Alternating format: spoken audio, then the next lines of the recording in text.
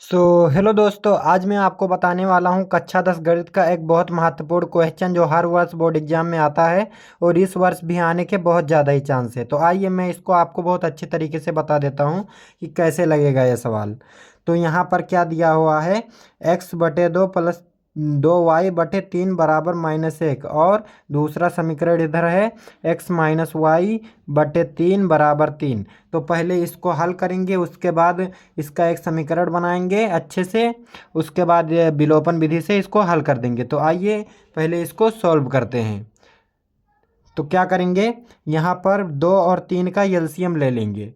तो 2 और 3 का एलसीएम कितना होगा, अगर आपको एलसीएम नहीं लेना आता है तो मैं इधर बता दूं। 2 और 3 का एलसीएम लेंगे तो 2 से ये कट जाएगा एक बार में, ये 3 नहीं कटेगा तो ऐसे उतार लेंगे।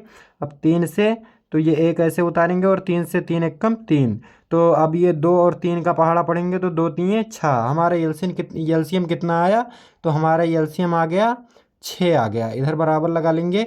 अब 3 और 2 का एलसीएम 6 आया। अब 3 का गुणा ऊपर करेंगे तो 3 का गुणा x में होगा तो कितना हो जाएगा 3x, और बराबर 2 का गुणा इधर करेंगे इस साइड में, इसको तिरछा गुणा कहते हैं। 2 का गुणा 2y में करेंगे तो कितना, यहाँ पर प्लस लगा है तो पहले प्लस लगा लेंगे, फिर ये 2 को गुणा 2y में करेंगे तो ये 4y हो जाएगा। ये 4y हो गया। अब ये बराबर लगाकर माइनस का 1 है तो माइनस का 1 लिख लेंगे।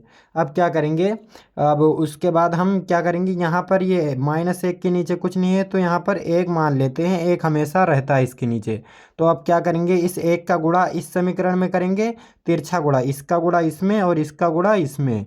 तो आइए 1 का गुणा इसमें करेंगे तो कोई फर्क नहीं पड़ेगा, और इसमें भी 6 में भी -1 का गुणा करेंगे तो -6 हो जाएगा बस। तो आइए गुणा कर देते हैं। तो 3x प्लस 4y और बराबर में कितना, इसका गुणा इसमें करें इतना आया। अब इसका 6 का गुणा -1 में करेंगे तो -6 हो जाएगा। अब क्या करेंगे, ये हमारा एक समीकरण बन गया, समीकरण इसको 1 मान लेंगे। अब क्या करेंगे, इसको हल करेंगे इस साइड वाले को। तो इसको हल करने के लिए हमें क्या करना होगा, 3 और यहाँ x के नीचे कुछ नहीं है तो 1 है, तो 3 और 1 का एलसीएम कितना हो जाएगा, तो 3 हो जाएगा। अब यहाँ पर बराबर लगा लेंगे। अब क्या करेंगे, अब 3 का गुणा x में करेंगे तिरछा, तो 3 का x में गुणा होगा तो 3x, और 1 का y में गुणा होगा तो यहाँ माइनस है तो माइनस लगा लेंगे, 1 का गुणा y में होगा तो 1y, तो इसके मतलब सिर्फ y, क्योंकि 1 इसके बगल में रहता है, और बराबर 3। तो अब क्या करेंगे, 3 के नीचे कुछ नहीं है तो 1 रख लेंगे। अब 1 का गुणा इसमें करेंगे और 3 का गुणा इसमें, तो बराबर लगाएंगे। तो 1 का गुणा इसमें करेंगे तो उसमें कोई परिवर्तन ही नहीं होगा, 3x माइनस वाई बराबर, अब 3 का गुणा 3 में करेंगे तो ये 9 हो जाएगा। तो अब ये हमारा समीकरण कितना हो गया, हमारा 2 समीकरण हो गया। समीकरण ये 2 हो गया। अब क्या करेंगे, इसको विलोपन विधि से हल करेंगे। तो पहले इस समीकरण को उतार लेते हैं। तो यहाँ पर क्या करेंगे, बराबर लगाकर 3x प्लस, इस समीकरण को उतार रहे हैं 4y, और बराबर माइनस कितना है 6 है तो 6। अब ये समीकरण 2 को इधर उतार लेंगे इसके नीचे। तो यहाँ पर कितना है समीकरण 2, 3x और कितना -y और बराबर कितना है 9, तो 9 लिख लेंगे। अब क्या करेंगे, इसको विलोपन विधि से हल करेंगे। तो यहाँ पर अब हमको 1 को काटना पड़ेगा, तो यहाँ पर 3x है। अब यहाँ पर हम लिख देंगे घटाने पर, घटाने पर। अब इसको हम घटाएंगे तो यहाँ पर जहाँ पर प्लस रहता है वहाँ पर माइनस हो जाता है, और जहाँ पर माइनस रहता है वहाँ पर प्लस हो जाता है। तो यहाँ पर प्लस था तो माइनस हो गया, और यहाँ माइनस है तो यहाँ पर प्लस हो जाएगा, और यहाँ पर प्लस है तो यहाँ पर भी माइनस हो जाएगा। अब ये 3x ये माइनस में है और ये प्लस में है तो ये कट जाएगा। अब यहाँ पर क्या, इसको जोड़ लेंगे तो यहाँ पर प्लस का 1y है और यहाँ पर 4y, तो ये कितना 5y हो जाएगा, और बराबर ये माइनस का 6 है और माइनस का 9, तो ये जुड़ जाएगा, -15 हो जाएगा, -15। अब क्या करेंगे, इस 5 को इस साइड में भेजेंगे तो y बराबर हमारा कितना हो जाएगा, -15 बटे ये 5 इस साइड में आएगा बराबर के, तो ये बटे में आ जाएगा तो 5।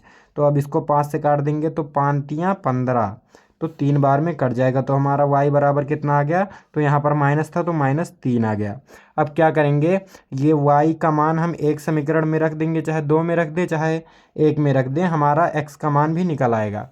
तो आइए इस y का मान समीकरण 1 में ही रख देते हैं। नहीं, ये थोड़ा सरल लग रहा है, जो सरल लगता है उसी में रख देते हैं। तो ये 2 में रख देते हैं। तो यहाँ पर एक बार लिख लेंगे कि समीकरण, आप लोग राइटिंग पे ध्यान ना दीजिए, समझिए। समीकरण 2 में, समीकरण 2 में y का मान रखने पर, समीकरण 2 में y का मान रखने पर, तो इस समीकरण 2 एक बार उतार लेंगे पहले। तो क्या है, 3x माइनस का y और बराबर में कितना है, 9 है। अब ये क्या करेंगे, ये जो माइनस का 3 है इसको y के स्थान पर रख देंगे, वह हमारा x का मान निकल आएगा। तो 3x यहाँ पर बराबर लगा लेंगे, बराबर को आपको बहुत ध्यान रखना है, लगाते चलना है। 3x और यहाँ माइनस है तो माइनस, और यहाँ पर -3 है तो इसको भी -3, तो यहाँ पर -3 है तो उसको भी -3 लिख लेंगे, लेकिन ब्रैकेट में कर लेंगे। तो -3 बराबर कितना, 9। अब क्या करेंगे, ये -3 है और ये माइनस का माइनस है और ये भी माइनस है, तो माइनस माइनस प्लस हो जाएगा। तो 3x और -+3 और बराबर कितना, 9। तो अब क्या करेंगे, इस 3 को बराबर के इस साइड में भेज देंगे। तो 3 को बराबर के इस साइड में भेजेंगे तो 3x बराबर लगाते चलना है, बराबर 3x और बराबर इस 3 को बराबर के इस साइड में भेजेंगे तो 9 है, और बराबर के इस साइड में आएगा तो -3 हो जाएगा, क्योंकि यहाँ पर प्लस है, बराबर के इस साइड में माइनस हो गया। तो अब बराबर 9 में से 3 जाएगा, कितना बचेगा, 6 बचेगा। तो हमारा 6 बच गया। अब क्या करेंगे, इस 3 को भी बराबर के इस साइड में भेजेंगे तो हमारा हो जाएगा x बराबर 6/3। तो 3 से अब काट देंगे तो हमारा x बराबर कितना आ गया, 2।